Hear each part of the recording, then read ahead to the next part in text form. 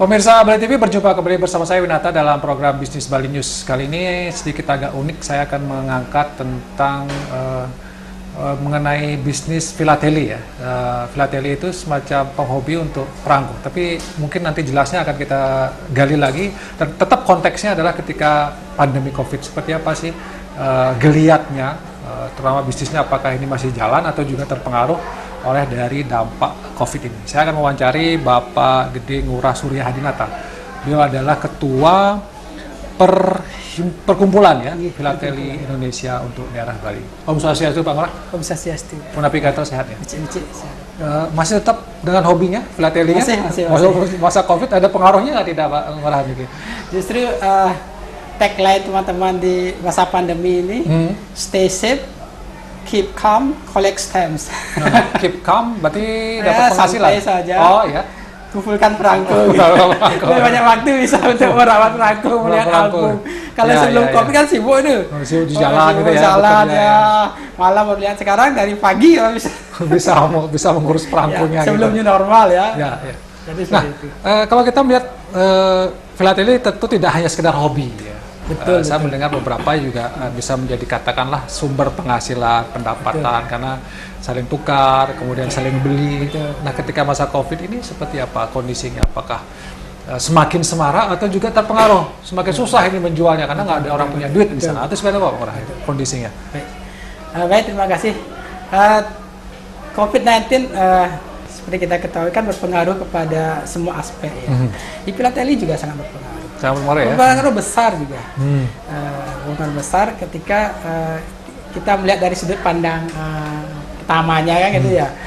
Karena COVID-19 sejumlah pameran filateli internasional itu terpaksa ditunda bahkan dibatalkan Pak. Dibatalkan. Jadi filateli itu ada perkumpulannya, ada asosiasinya. Kalau di Indonesia ada payungnya itu Perkumpulan Filateli Indonesia.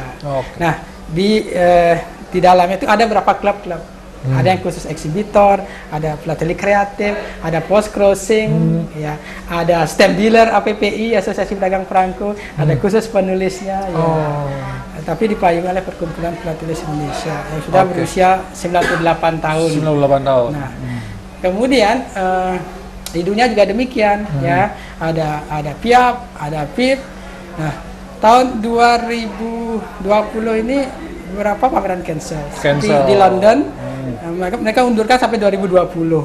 Kemudian yang di Bulgaria malah ya cancel gitu ya. Nggak jelas. Kemudian yang di Taipei, nah Taipei itu kebetulan saya jadi NC-nya, National Commissioner-nya. Jadi tugas National Commissioner itu perwakilan dari sebuah negara resmi membawa koleksi dari negara bersangkutan. Nah, itu informasi terakhir ditunda Juni 2021. Juli, setahun lagi berarti ya? Setahun lagi. Nah, kemudian kemudian termasuk Indonesia 2020, itu dalam langkah 75 tahun RI, schedule-nya kan Agustus kemarin. Ya, sementara reschedule November. Mudah-mudahan bisa berlangsung. Kalau pandeminya selesai November. Tapi kalau tidak, sepertinya ya juga nggak jadi biasanya. Karena di pameran filateli itu para filatelis berkumpul, para filatelis dari background yang bermacam-macam ya. Nah, kemudian kita juga punya Bali Filateli Exhibition, itu regular event di sini juga Pak. Skopnya juga nasional, antar negara juga.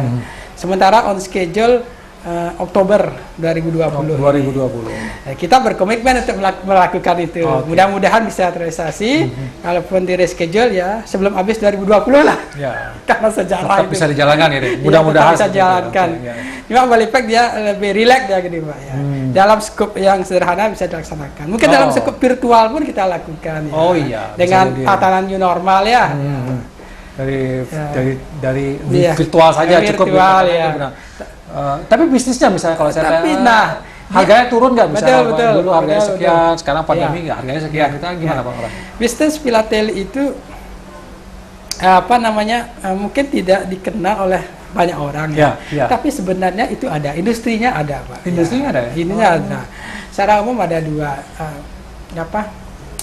Memang dia perangko itu kan alat untuk pengiriman surat, pengiriman surat. Tapi dalam perkembangannya itu menjadi objek koleksi. koleksi. Kemudian kalau pasar pertamanya itu kan perangko yang diterbitkan oleh pemerintah satu negara.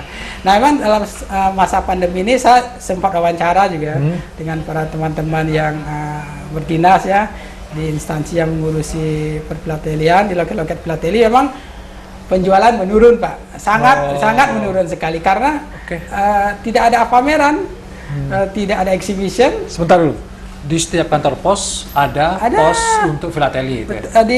Kalau sekarang hanya di beberapa kantor pos besar ya. Tapi ada di sana semacam loket filateli. Di sana bisa orang membeli perangko-perangko yang seri terbaru untuk koleksi. Betul. Seri terbaru atau untuk koleksi? Dia sebenarnya perangko yang resmi diterbitkan oleh pemerintah dalam kurun 2-3 tahun terakhir. Jadi sekarang 2020 ada seri rumah adat, rumah adat 34 provinsi. Ada seri tren MRT itu sudah muncul, dan seri show. Nah, itu idealnya itu ada di beberapa kantor pos besar yang memang melayani filateli. Kalau di kantor pos kecil masih ada juga perangko, tapi biasanya perangko untuk pengiriman postcard. Ya, 3.000 itu. Yang untuk di kantor besar kantor besar itu biasanya untuk koleksi berarti ya. Orang datang ke sana membeli untuk koleksi. Nah, itu biasa kalau tidak Covid rame biasanya. Lumayan, Pak, lumayan. Tapi sekarang sepi gitu ya, agak sepi. Jauh saya pikir ini. Turun malah ya. Turun ya. Nah, kita pun saya sendiri selain bergerak di edukasinya, perkumpulan ini kan edukasi ya. Kita memang bagaimana menyebarkan filateli dalam segala aspeknya kepada siswa. Kita buat pameran itu edukasi, Pak, siswa semata bahwa filateli itu tidak semata-mata sebuah hobi. Di sana ada sejarah, ada seni apresiasi. Nah, tapi kebetulan saya dari awal suka filateli, juga sangat suka dengan ini. Bisnis filatelinya ini dari SMP sudah jualan perangko, lelang perangko kecil-kecilan. Dan mendapatkan penghasilan yang lumayan gitu ya. Wah, boleh dikatakan. Ya, jadi penghasilan terbesarnya jual perangko. Ya, boleh dikatakan. Bisa ada koleksinya apa? Murah apa saja ini yang mungkin paling tua gitu ya. Nah, kembali ke masa Covid ini ya. Di awalnya kita juga berpikir penjualan offline itu otomatis turun, Pak, ya. Seperti tadi Bali ini, ya. Pangsa pasar filateli ada namanya emang kolektor, hobi, ya. Dia emang beli. Nah, biasanya kalau harga kolektor udah standar, ada patokannya. Di samping kolektor juga dibeli oleh turis, Pak. Oh, ada turis. Ya, karena benda filateli ini semacam cindera mata, gift. Souvenir yang sangat khusus. Jadi beberapa orang kalau dia berkunjung ke objek wisata, dia bisa beli perangko, atau kasarnya yang paling sering kita lihat turis-turis ke Bali beli postcard isi perangko. Nah, itu masuk filateli juga gitu, Pak. Masyarakat kita kan jarang ngirim surat gitu. Tapi kalau turis-turis asing masih dia ngirim, itu masuk bagian filateli juga. Nah, jadi kami sendiri itu juga punya beberapa outlet ya penjualan filateli yang pangsa pasarnya orang asing ya, karena tidak ada turis. No turis, no. Jadi udah filatelinya tidak laku juga. Dan itu. Jadi di awal Covid seperti itu. Nah, kemudian 2 minggu terakhir sepertinya para filateli itu sudah bosan juga gitu ya. Sudah bosan dia. Sudah bosan tidak ada penghasilan. Betul.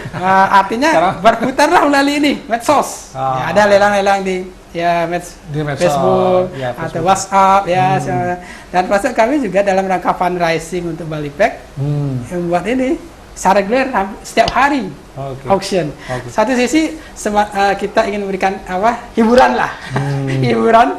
Jadi mungkin lebih banyak waktu di rumah ya sambil lihat lelang ya happy lah gitu lah. Dan ternyata luar biasa antusiasme itu masih tinggi. Ada lagi, kemudian sebenarnya para filateli Indonesia menunggu itu perangko seri COVID-19 yang ofisial dari pemerintah ya. Tapi sampai saat ini belum ada. Itu ide yang bagus itu ya. Ada. Beberapa negara sudah menerbitkan. China dan negara lain, Vietnam, dan itu diburu oleh para filateli. Jadi ketika ada perangko COVID dari Cina itu makan sudah satu setnya sudah jutaan, Pak. Ya, karena penggemar perangko sepertiga penggemar perangko itu ada di Cina daratan. Cina daratan. Ya. Nah, di Indonesia belum ya mengeluarkan perangko official, perangko reguler. Perangko itu kan ada beberapa jenis. Ya, yang untuk saat sekarang itu ada namanya perangko reguler. Nah, itu sebelum dia terbit digodok oleh tim pembinaan perperangkoan pemerintah.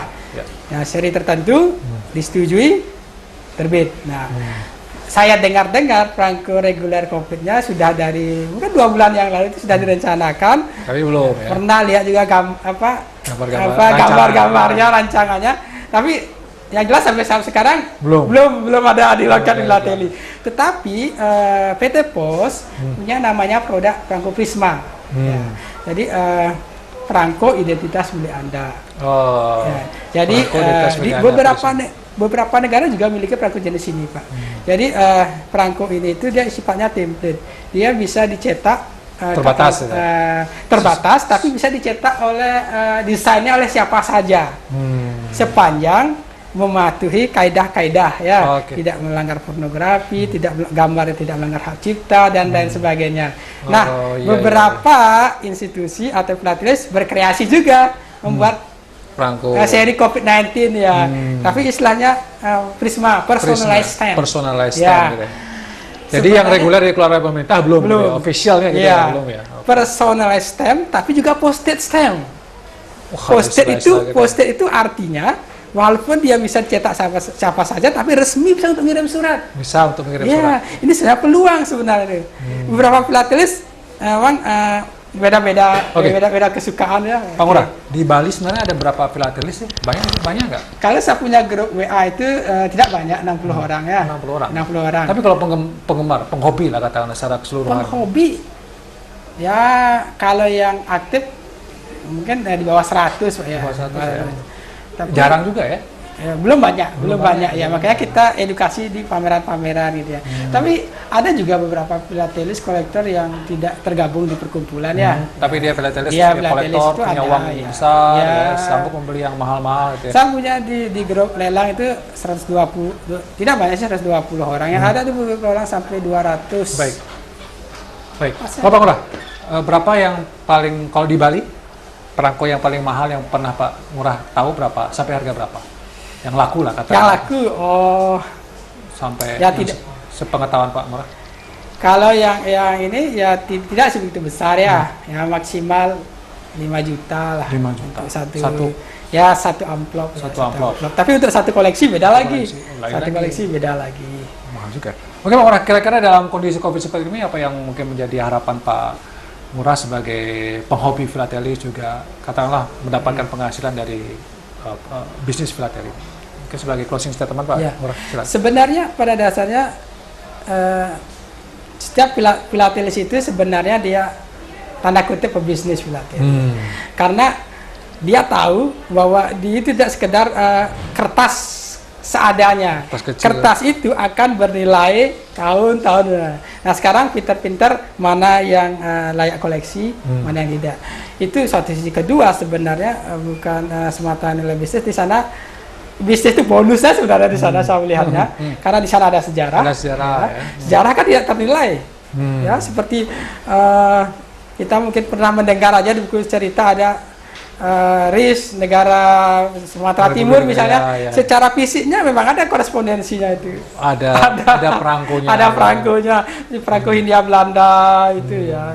Fisiknya itu memang ada. Dan itu seperti ini kan ya.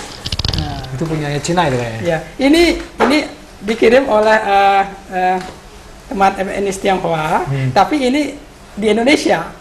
Ini dikirim dari Makassar ke Surabaya. Ya. Kan klasik dengan kemudian ini perangkonya karena ini tahun 36 otomatis perangko Hindia Belanda. Jadi pada masa itu sebelum kemerdekaan administrasi posnya memang pemerintah Hindia Belanda. Nah ini kan sebenarnya tidak berharga dia kalau orang tidak tahu kan. Orang surat lewat ya tidak sih mahal amat. Tapi jutaan lah. Ya tidak sampai jutaan juga. Karena ini barang yang sama di lelang yang berbeda bisa beda harganya. Kalau tukang lelangnya berbeda juga bisa beda harganya.